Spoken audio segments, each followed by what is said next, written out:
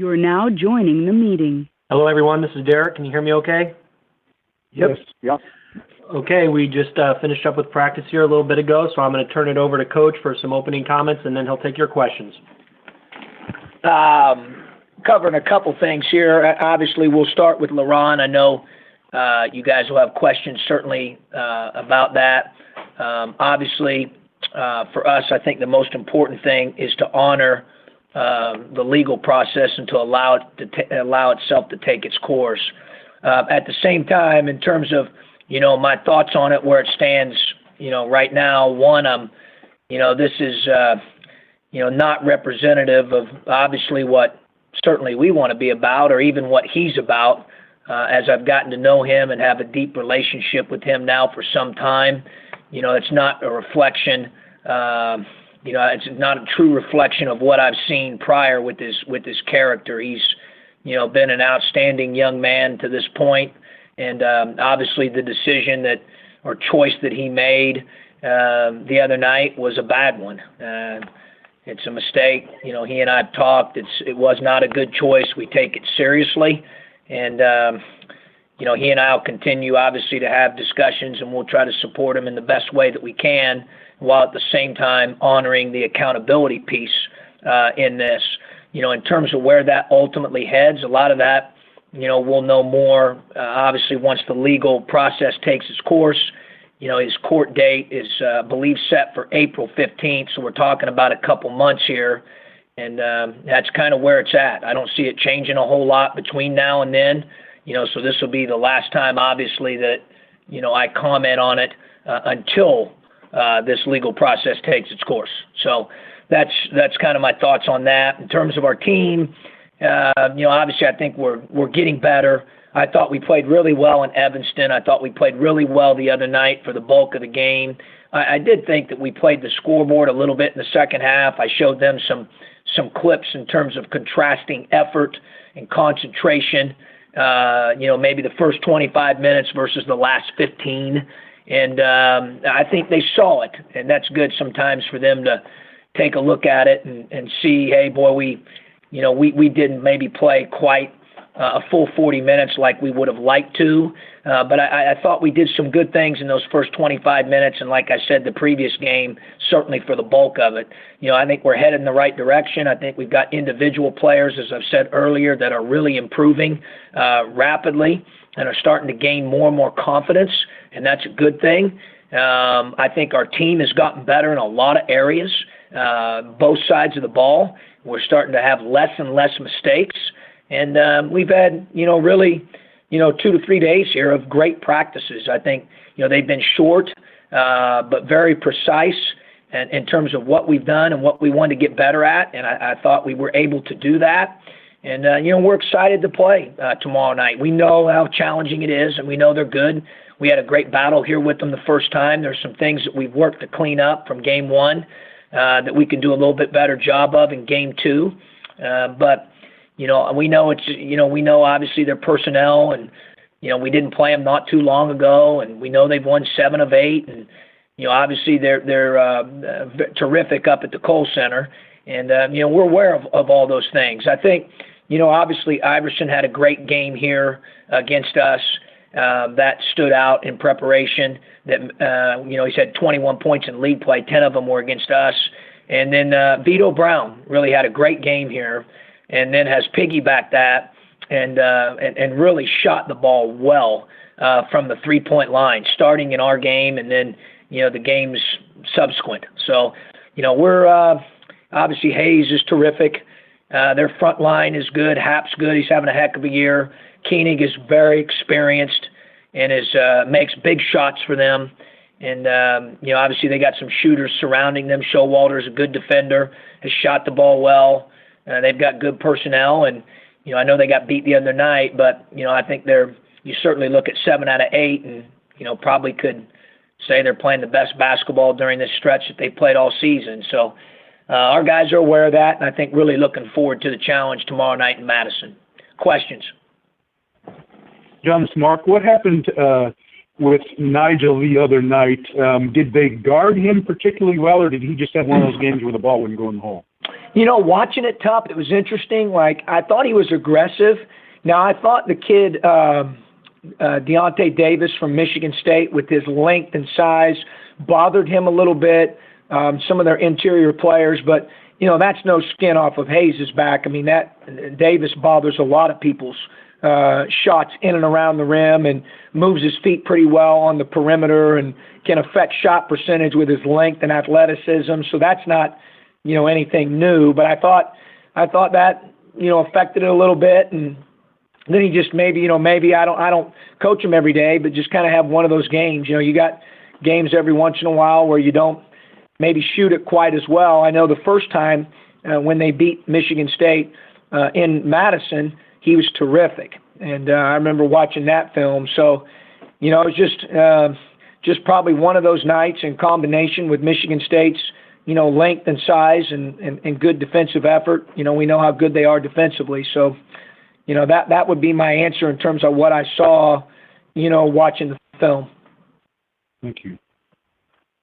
Hey, John, it's Jeremy. I know they're different people, but does what happened with Darius at all shape how you react to LaRon? I know they have different histories and all that, but just wondering. Jeremy, again, in respect to the legal process to LaRon, I'm not going to comment on any situation or question about him until after the legal process takes its course. Okay, thank you. Thank you. Just to clarify that, are you all going to wait till the student affairs decides their decision on him? I mean, there's two routes here. One's legal and one's student. Yeah, again, Lauren, I'm not going to comment further on anything regarding him until all those things take their course. Okay, talk about have you seen teams tend to change this time? Your team is changing. You've got, you're doing things different. Your DJ Williams is playing different. Morgan's playing different. Is this normal? It's a great question, Lauren. That's a great one. I'm kind of thinking about it here, about certainly what I could think about over the course of the 8 years. Yeah, I mean, for me, certainly at this late in the game, I would say it's abnormal. My gut would tell me it's fairly abnormal for most. That doesn't happen a whole lot. I'm not going to say never or, hey, there's not another team that's a guy starting to emerge like a DJ Williams or Maverick Morgan. I'm sure there are. I mean, there's 350-plus teams, but in terms of guys' roles changing and minutes changing that significantly and rotations, I mean, I would say it's probably a little bit abnormal. But part of this is a result of the injuries, too, I guess, it's fair to say, and that's abnormal, certainly. Yeah, that I know is abnormal, the amount of them. Guys have injuries. I mean, I certainly don't ever want to act like, hey, we're the only team that ever has an injury or a guy misses a game or a stretch of games. I mean, it's basketball. I mean, some teams get fortunate. Like I mentioned before, over my, I guess my first year, Joe Bertrand missed one game, and then my second year, nobody missed any games. And that's probably the extreme of being very fortunate or blessed.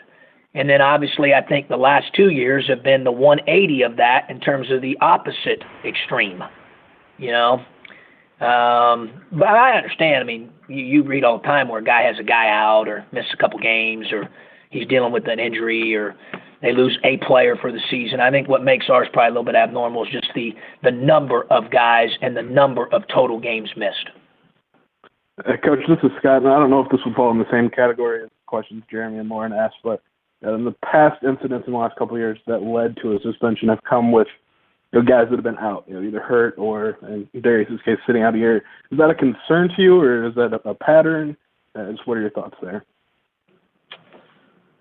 Yeah, I mean, that's an okay question, Scott. Do I think it's – I mean, I don't know. I mean, I've never really thought of it that way, but I will tell you, is it difficult for any player, LaRon or otherwise, Ray Rice,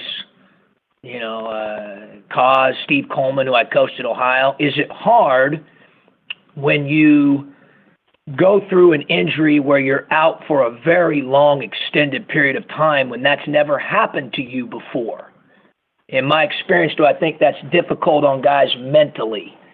Yeah, I think it is. I think that's kind of what you're asking. And if you say, hey, is that abnormal? You know, you hear stories all the time about professional athletes that when, unfortunately, when their careers are over, you know, they have their sport that they were playing or what they were doing defined who they were as a person in some cases, and then they don't know what to do with themselves. And that's hard.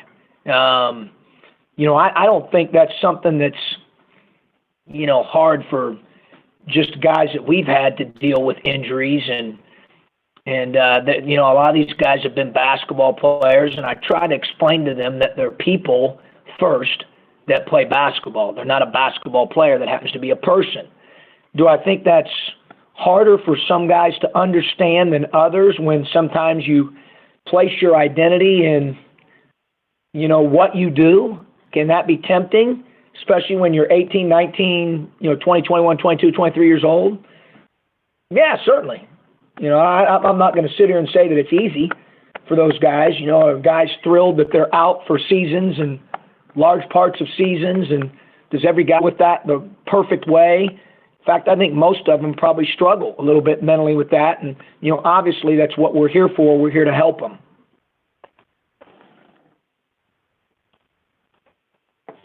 Thanks. No problem. And I guess you got one basketball question here. DJ has been a guy that we've been talking about a lot the last couple of weeks. You still seeing the same things from him, I guess, in the few days since Rutgers? Yeah, he's played hard. He had a high turnover day yesterday. But he came in today knowing that that bothered me a little bit, and he was a lot better today with taking care of it.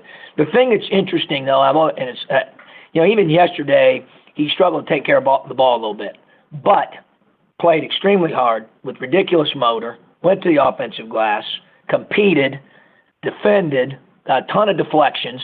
And it's amazing as a coach how you'll, I don't want to say you like, I hate turnovers. I think, you know, that's a real key category for us. It's something we take a lot of pride in, that we emphasize, and we've been the benefactor of great success taking care of the ball, you know, over our time here. But I don't want to say I, you know, kind of shove it to the side, but it's a little easier to do that when a guy's playing his butt off.